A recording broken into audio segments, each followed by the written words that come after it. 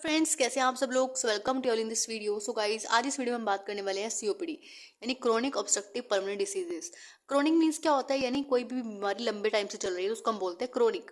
Obstructive means कि एक तरह से रुकावट होना।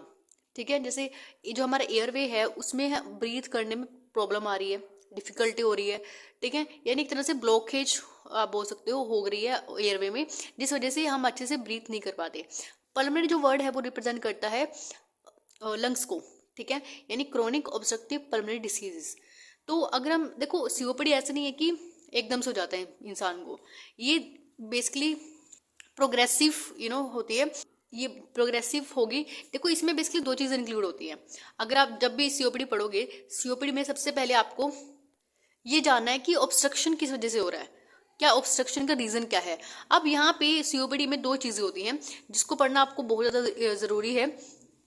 यानी जब भी किसी इंसान को ये क्रोनिक ब्रोंकियाइटिस और यहाँ पे इम्फीजीमा हो जाता है, तब हम बोल सकते हैं कि ये सीओपीडी का आगे जाके रूप लेने वाला है।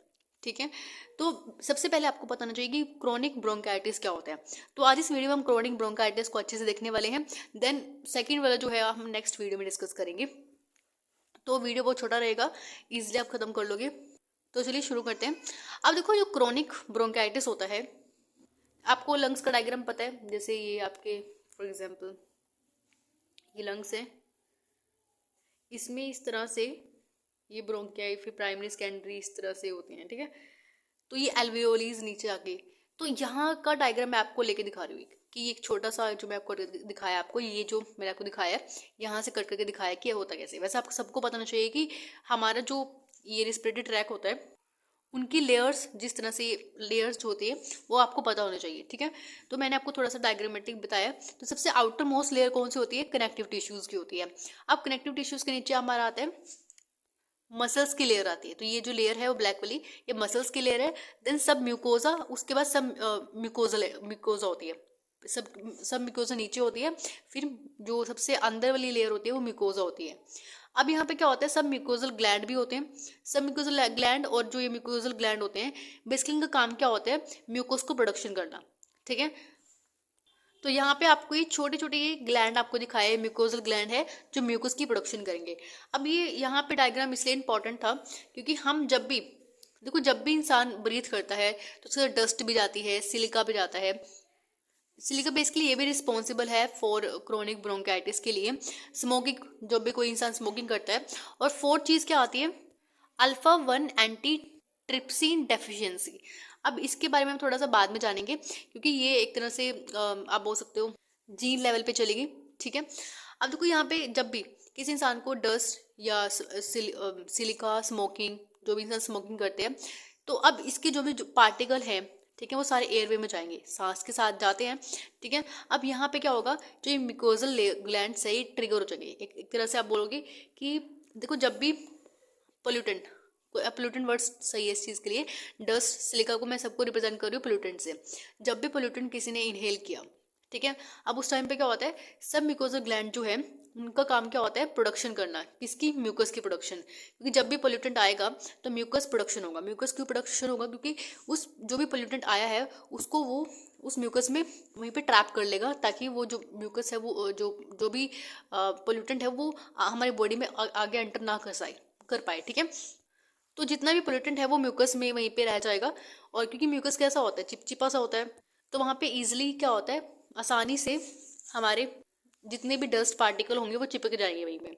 अब देखो यहाँ पे क्या हुआ कि जब भी डस्ट पार्टिकल, सिलिका, स्मोकिंग, अब इंसान स्मोकिंग कर रहा है फॉर एग्जांपल, ठीक है, तो स्मोकिंग के टाइम पे क्या होगा, ये सब म्यूकोजल ग्लैंड जो है वो ज़्यादा एक्टिवेट हो जाएंगे, ज़्यादा म्यूकस प्रोडक्शन करेंगे। अब जब भी हमारे सेल्स पर, जब भी हमारे किसी भी टिश्यू लेवल पर ज़्यादा लोड पड़ता है, ज़्यादा काम का लोड पड़ता है, तो उस टाइम पे दो चीज़ें बहुत ज़्यादा इंपॉर्टेंट है, आपको याद रखना। दो चीज़ें हमेशा होती हैं। देखो, अब इन सेल्स पे क्या हो रहा है, ज़्यादा लोड पड़ रहा है क्योंकि स्मोकिंग भी कर रहे हैं, डस्ट भी आ रही है, सिलिका वगैरह। ठीक है, तो ये सब मैं एक चीज़ के बारे में बता रही हूँ, सिर्फ स्मोकिंग के बारे में अगर हम बात करते हैं, जो इंसान स्मोकिंग करते हैं तो उसके बारे में अगर हम पर्टिकुलर बात करें, तो इस टाइम पर उस इंसान के ऊपर ज़्यादा लोड है, उसके जो म्यूकस सेल है उसके ऊपर ज़्यादा लोड पड़ेगा, ज़्यादा वर्कलोड होगा। तो उस वजह से क्या होगा, जो ये म्यूकस सेल है ये साइज में बड़े हो जाएंगे, जिसको हम बोलते हैं हाइपरट्रॉफी। हाइपरट्रॉफी यानी सेल्स का बड़ा हो जाना। अभी फॉर एग्जांपल ये नॉर्मल सेल था, अभी ये नॉर्मल सेल से थोड़ा बड़ा हो गया, तो इसको हम बोलते हैं हाइपरट्रोफी, यानी सेल्स बड़े हो जाएंगे क्योंकि इनके ऊपर क्या हो गया कि काम का लोड ज़्यादा पड़ गया।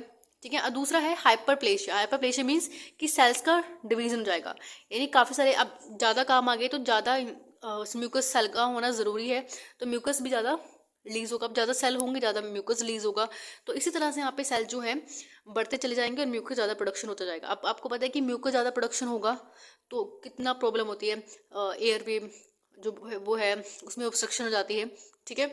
अब यहाँ पे आपको पता है कि ग्लोबुलेट सेल जो होते हैं ये भी आपका म्यूकस की फॉर्मेशन करते हैं। सब म्यूकोसल सेल भी, अब म्यूकोसल सेल जो होते हैं वो भी प्रोडक्शन करते हैं और ग्लोबुलेट सेल भी आपका बेसिकली म्यूकस की फॉर्मेशन करते हैं। तो यहाँ पे म्यूकस, ये आपका ग्लोबुलेट सेल है और ग्लोबुलेट सेल के ऊपर यहाँ पे सिलरी लेयर्स होती है, सिलरी जो होती है बेसिकली।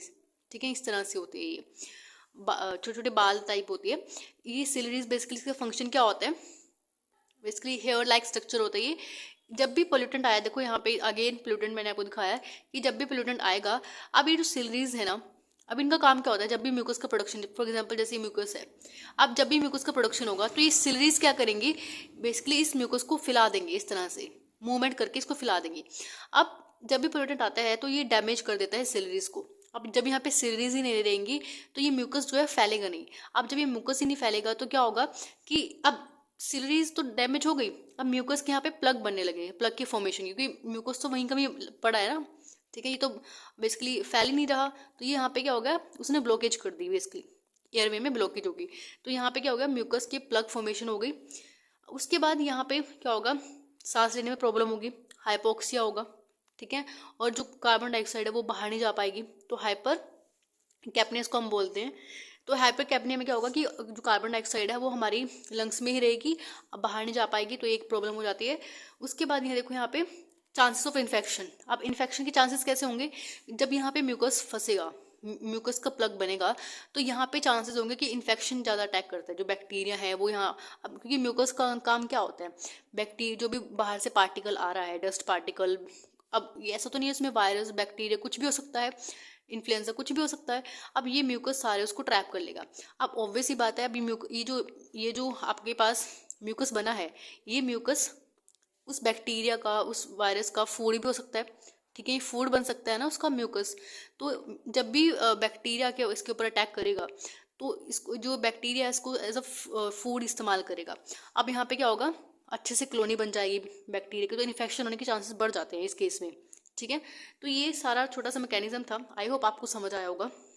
बाकी यहाँ पे जो ये रह गया है अल्फा 1 एंटी जो टायरोसिन जो है, इसको हम नेक्स्ट वीडियो में डिस्कस करेंगे जब हम एम्फीसीमा के बारे में डिस्कस करेंगे। ठीक है, क्योंकि ये भी बहुत इंपॉर्टेंट है जानना आपके लिए। सो मिलते हैं नेक्स्ट वीडियो में। Have a nice day.